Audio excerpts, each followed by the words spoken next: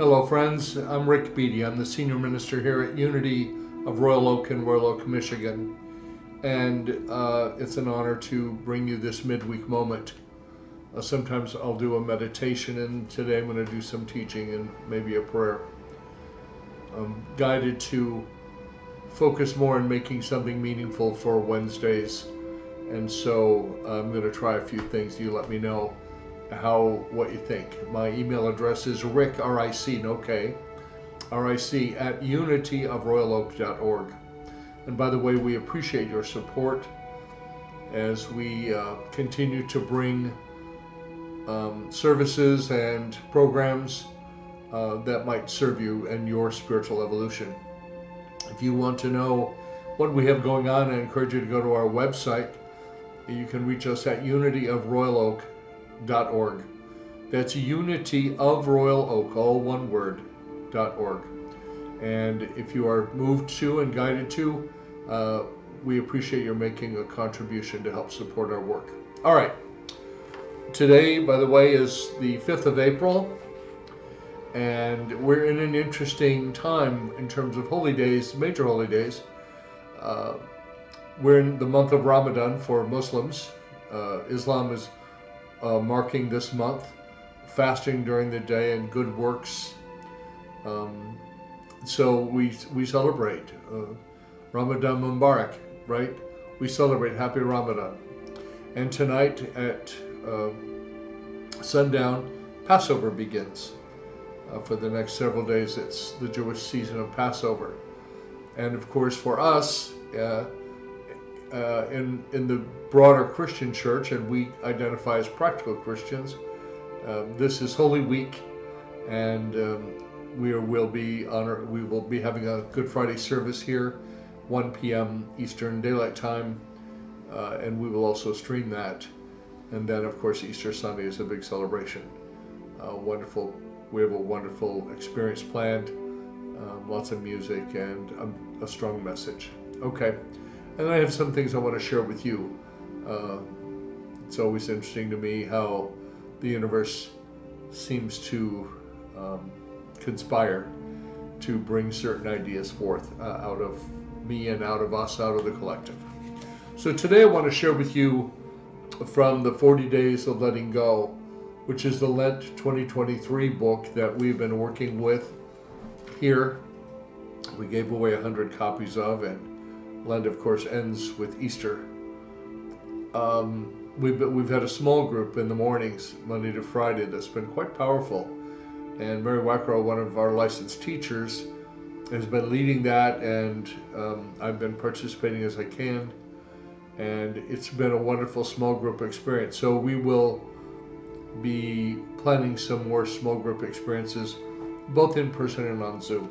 Anyway, from the reading for Wednesday, April the 5th, 2023, the theme is I let go of struggle. This is 40 days of releasing, 40 days of letting go.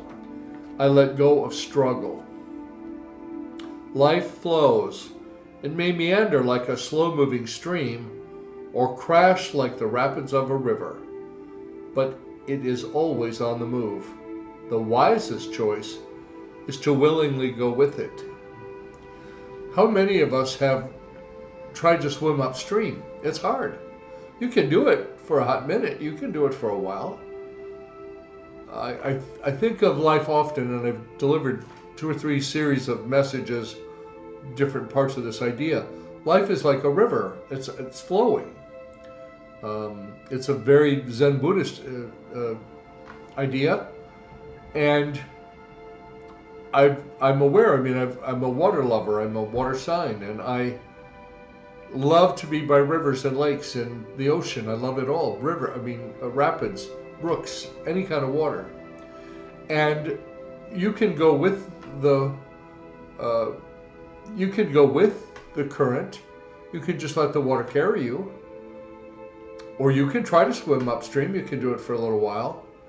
Every once in a while, there's a little beach on the side. You can go over there and hang out, but life's going by. It's always going by us. So better to be in it and part of it. And I've noticed that when I've been on the street or been on the beach for a little while, that when I decide to get back into the flow of things, for a minute it can be rocky. Sometimes a current strong will take you right to the bottom. Just hang on. You'll float to the surface. That's the allegory.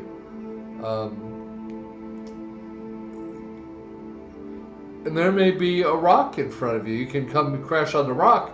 Then what people do is they hang on to the rock. The thing happens, the obstruction, the challenge, and then they grab onto the rock. Well, then the waves are just beating the snot out of you. So better just to flow with the river. So I'm going to go back to the reading now. It's human nature to dig in our heels and claim the rightness of our own agenda. Have you ever done that? I've done it. My goodness, I'm right. What do they mean? They can't do that. I'm right. Well, how does that work for you? Struggle is born when we try to stop the motion, when we don't like where it might be leading. There we struggle. There we struggle. That's the going upstream part. I want to go another direction other than the one life is going. Fighting what we don't want, we give it strength. When we struggle with and fight with something that is not what we want, it persists, right? What we resist persists. We give it energy. It's not a punishment. It's not God doing anything. We do it. We do it to ourselves. As counterintuitive as it may seem, when I want to fight, I've learned to move my energy in the opposite direction. So what's the opposite direction of fight? It's peace, stillness. Taking a deep breath, I envision my feelings as a choppy sea. Can you get an image of that in your mind? Can you get a sense of it in your body? Yeah, it can be like a choppy sea going this way and that way.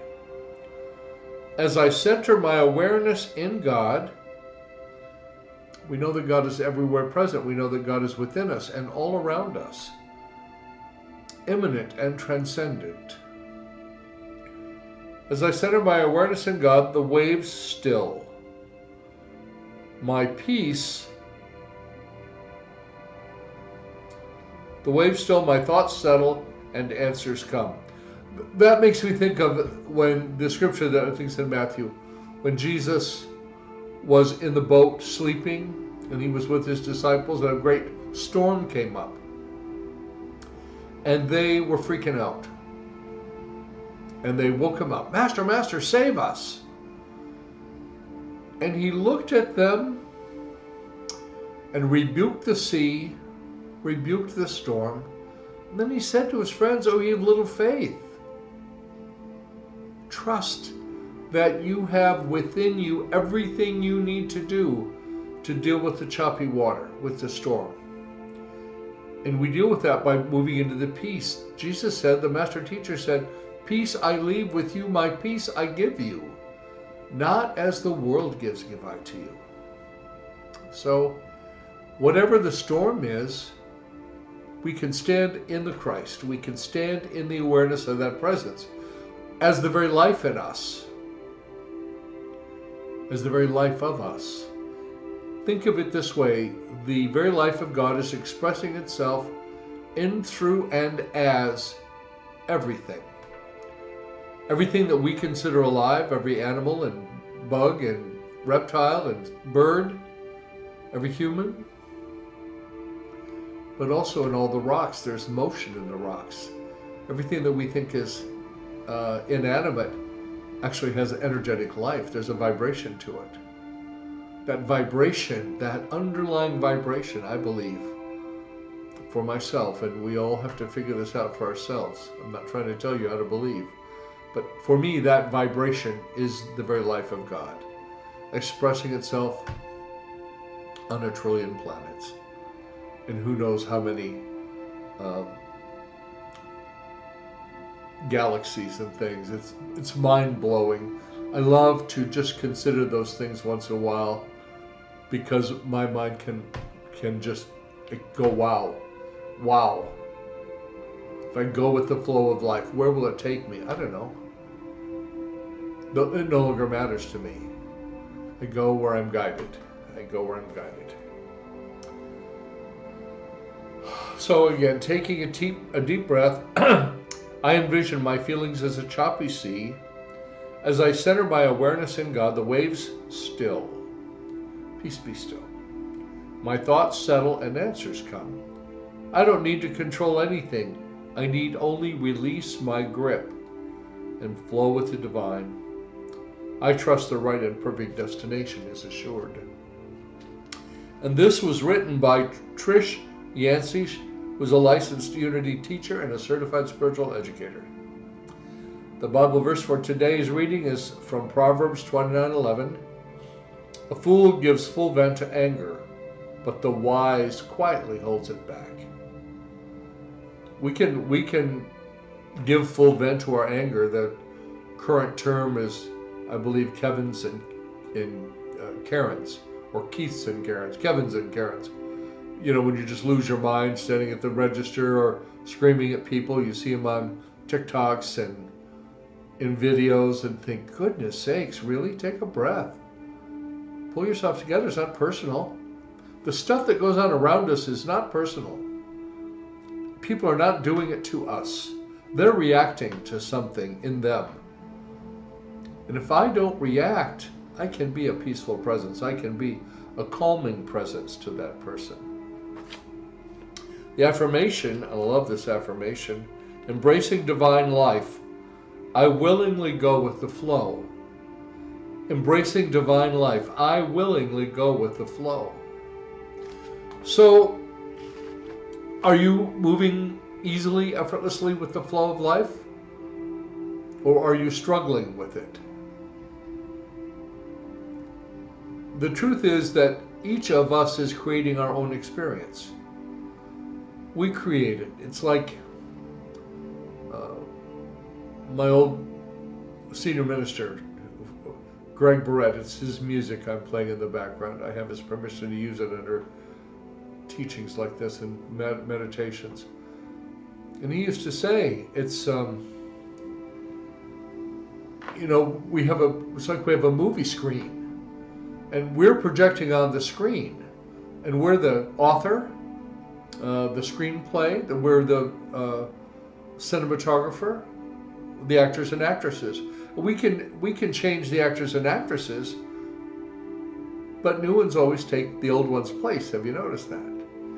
And then we're controlling the story that's being told. What story is your life telling? So I wanted to share with you today, if you're connected with our community, you know that since December, we have been journeying alongside a young man whose name is Jay Sean. He's 22 years old. And he had cancer when he was younger, survived it, a very aggressive form of skin cancer, and then it reoccurred. And long story short, we've been with him almost around the clock for the better part of the last 3 weeks as he's been in the hospital. I was up there yesterday, and I got word today that he's probably coming near the end. He would probably coming close to making his transition. Now we know that the body is going to pass, it dies, and who he is, the spiritual being that he is, will return to the source of all life. It doesn't negate our feelings. It doesn't negate any of our wishing it had been different for him. One of the profound things that I learned from him is that it's really, and I've learned this many times in my life, it's really the simple things in life. And it's interesting to me how I just completed a series on the 5 invitations, lessons we can learn about living from the dying. And of course, we've been walking this journey with him. A week ago today, I officiated the most interesting ceremony I think I have ever done. And I've done lots of different kinds of ceremonies. The woman who he has been closest to for the last few years, who cares about him in an extraordinary way. She's not related to him by blood, but she's related to him by love. And so last Wednesday we united them as mother and son spiritually. Of course, I don't have any power to do that legally, but I can do a lot of things spiritually. So, and that made him so very happy. And there were people from the hospital there, and a hospital chaplain was there, and our team was there, and it was a very rewarding experience. So this morning at 11 o'clock, we were asked to hold him in prayer, and many of us did. We stopped what we were doing. One of the readings that I shared from the book, The 5 Invitations, over the course of the last month was this quote from the author. He said, life, and I think he was quoting a Zen koan, life operates at medium to slow. And we human beings seem to want to make it faster. We want to accomplish more, make more sales calls, make more appointments, more stuff, bigger house, faster, bigger car, going all the time, full speed. I call it running hurdles. And once you're up in the air and going over the hurdle, you don't even think about the fact that you're just eyes on the next one. Well, what if we took it a little slower? What if we worked in harmony with life? Because I don't see a lot of that. A lot of people really living their lives. They're racing through them. And maybe it's just that my perspective is shifting a bit as I get a little bit older. But I've always been kind of a person who wants to be with the rhythm of life. I giggle at how we are with like snowstorms. Well, we're going to get all geared up and have our big plows and things. We're going to push it out of the way. And I noticed that with some of the snow they have had in the Sierra, even that, then they have monstrous equipment. We're like sometimes we're like fleas on the back of a dog. Life is happening, and it's not happening to us. It's just happening. We're along for the ride. So I invite you to slow down. I invite you to consider this journey of Easter weekend. Easter weekend is, I treat it as an experience. It's like a recipe. Good Friday, we release things. It's a common theme in unity, to release that which no longer serves us. In fact, one of our 12 powers is the power of elimination, or renunciation it's called sometimes, or release. What are you dragging around that doesn't serve you anymore? Whether you're here with us on Good Friday or not, I invite you to place that in the symbolic tomb. Place it in the tomb.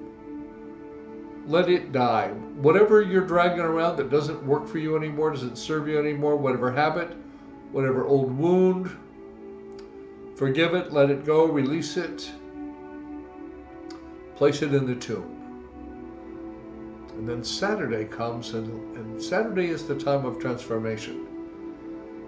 This Saturday, imagine that which you place in the tomb is being changed, being transformed, so that your experience on Easter morning is one really of new life, of rising up in consciousness. I'm calling my Easter talk this year Born Again, but certainly not in the sense that some people think about that. This is not, I'm not going to get out my Bible and beat you up about it and remind you what a miserable sinner you are. We all know that we've had that issue enough. And we now know, of course, that to sin is just to miss the mark, and we've all missed the mark. God is not trying to punish us. God is trying to bless us, because God is blessing. God is love. So whatever you're doing during this holy season, Ramadan, Passover, Easter, let it have an effect on you. Let it be more than just racing out to get a new outfit and then going to brunch. Make it meaningful. It's my hope that you will deepen your own spiritual practice, that you'll dive deeper. My Whitestone words from Whitestone Sunday this year were deeper and expansive. So I'm going deeper in my own spirituality, deeper. and expansive showing up in the world, showing up in my life.